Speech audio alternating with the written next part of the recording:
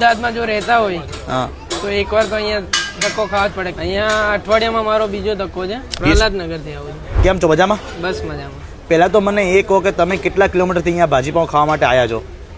20 કિલોમીટરથી પ્રહલાદનગરથી આવું છું. 20 કિલોમીટરથી આવ્યા છો. 20 કિલોમીટરથી અહીંયા ધક્કો ખાધો છે તમે એમ ને?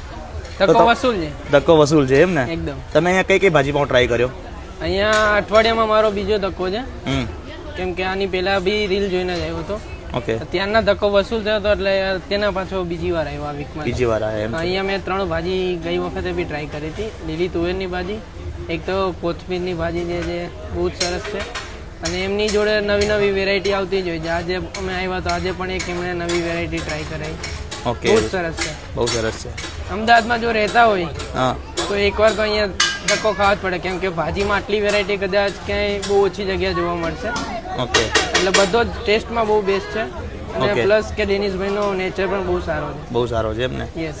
ઓકે. એકવાર શ્યોર આવું જોઈએ. એટલે અમદાવાદમાં રહો તો અહીંયાનો ધક્કો તમારે એકવાર તો ખાવો જ પડે, બાકી અમદાવાદમાં રહેવું નકામું એમ ને? હવે થોડા નજીક આવે છે સાયન્સ સિટી, એટલે એ ધક્કો વસૂલ થઈ જશે. વસૂલ થઈ જશે એમ ને? હા.